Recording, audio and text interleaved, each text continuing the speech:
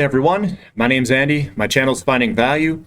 If you like making money, click subscribe, join our community. Let's ride this thing, this thing is commodity bull market up together.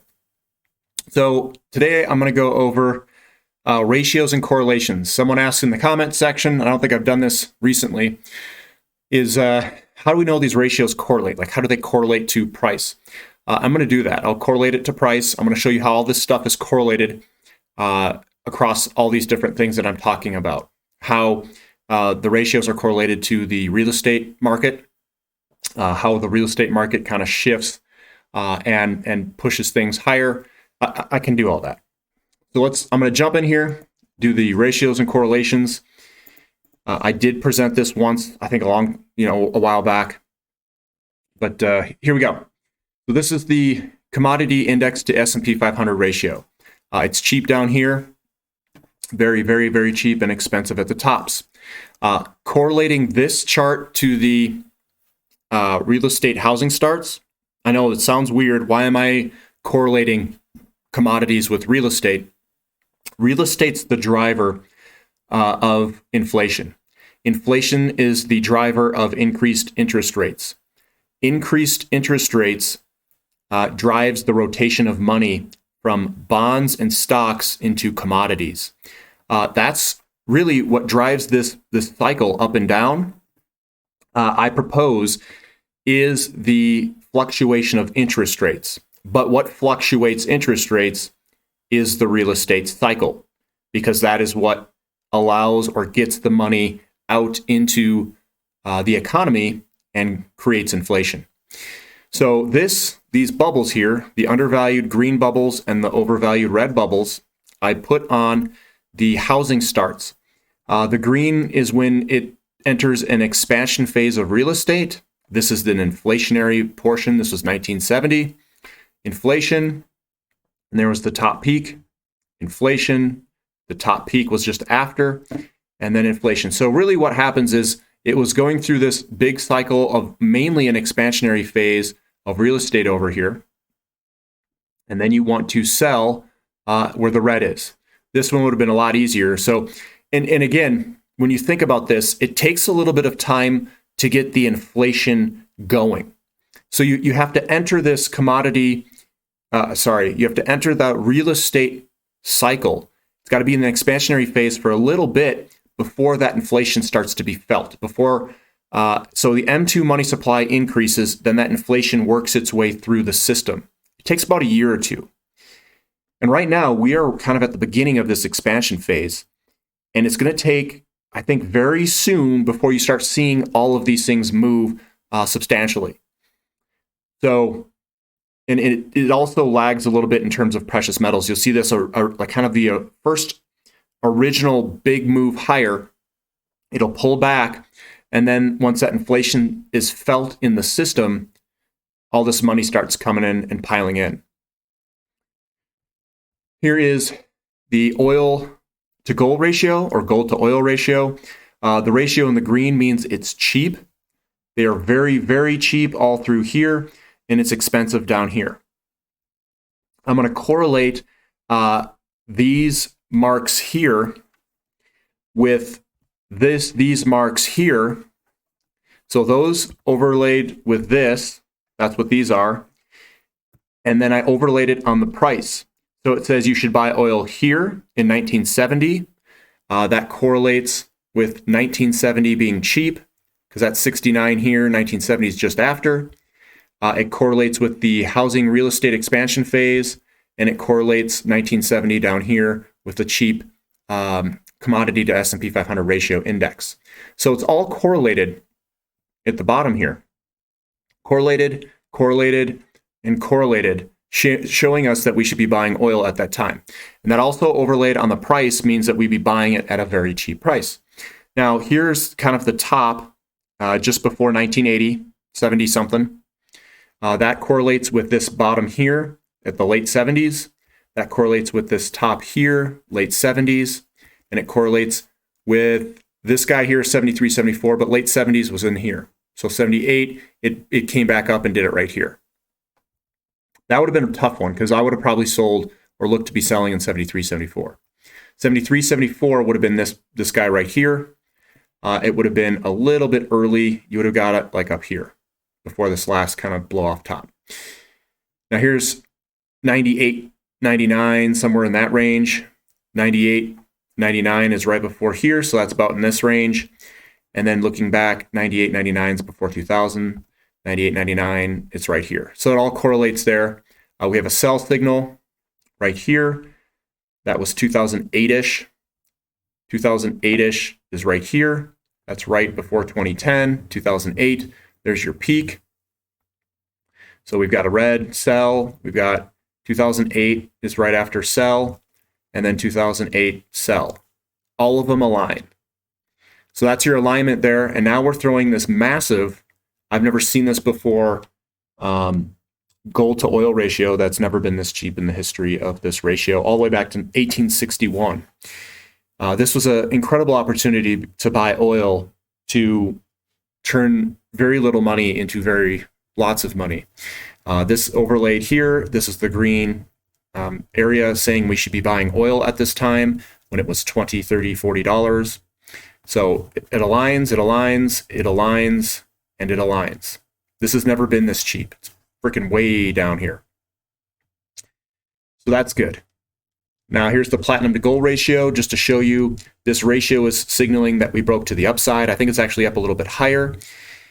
This is signaling that we're entering a commodity bull market. When this platinum to gold ratio, when platinum outperforms gold, it changes things. It changes the rotation of money. It's a signal signaling that stocks are going to underperform and that commodities will outperform. You can even look on the internet to see what the platinum to gold ratio tells us. Here is the platinum to gold ratio. I'm just showing you alignment. So one, the ratio is at 0.64. 0.64 is right above here. It's never been this cheap. We're off the charts. Commodities are going to be ridiculous in terms of performance for people. Now here's those circles overlaid on platinum. 70 and 73, 74. We've got another 99, 2008, and then it's throwing another buy signal here. I took advantage of this entire dip here. I bought the living poop out of this thing. I own lots of physical platinum. I think this was an incredible opportunity. I also got silver wherever it was physically possible to get it at lower premiums. There were some individuals selling it for pretty cheap. They got scared out of it, and I got lucky and bought a bunch. So down here's any of these green areas are absolute steals.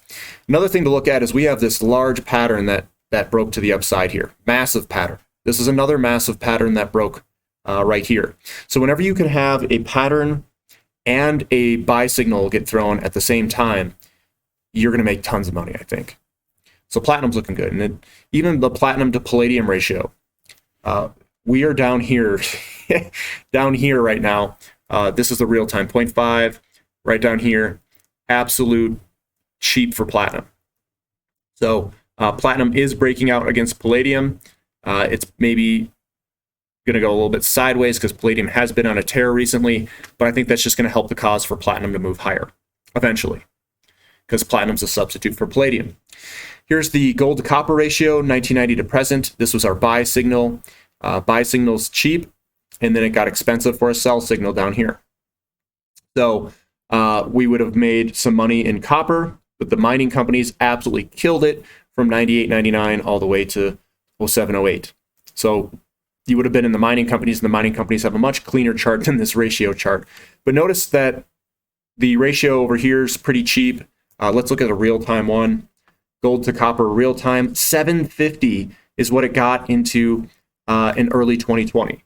750 is up here. That's off the chart. So we had a huge opportunity for copper right in this area. We should be buying the living heck out of it. It's still at 500 or so. That is still incredibly cheap on the upper channel here. So we've got a long way to go down. Long, long way. This is correlated to gold. These buy signals, it would have bought it here and a sell signal here. Gold always goes a little bit after a sell signal in the overall commodity complex because of the momentum of inflation. So they usually have this crash and then they blow up again, a little crash and then blows up again. And I think we're throwing a buy signal right now, just like these, and we should see a very large move higher. Some people say $3,000. I think that's not going to be right. I think it's going to go quite a bit higher. You could also say that this was a phase, like a first wave, a third wave, and then we're going to see a big, huge fifth wave. We could also have an extended fifth wave. So we'll see what happens. Here is silver price. Again, overlaid on silver. It follows gold, the momentum of inflation, and it peaks after. So we've got a long way to go. We've got the buy signal down here at about $15 an ounce. It would still be very good to buy it up here, still very cheap, and I think this thing's going to move very much to the upside. So those are the ratios and the correlations to a bunch of different assets in commodities. The ones that I own are all these. And you can also correlate it to everything else like fertilizers and all that stuff. Those are also all very good investment opportunities in agriculture, rare earth metals. Everything is good. You could literally just start throwing darts at some of these, and whatever it lands on would be a good investment. This next environment that's coming, I think it's going to last as long as the real estate market, plus a couple of years for the precious metals. Precious metals being gold and silver. So I expect maybe 5 to 15 years, somewhere in that range, is how long this next commodity bull market's going to last. It'll last as long as the real estate market.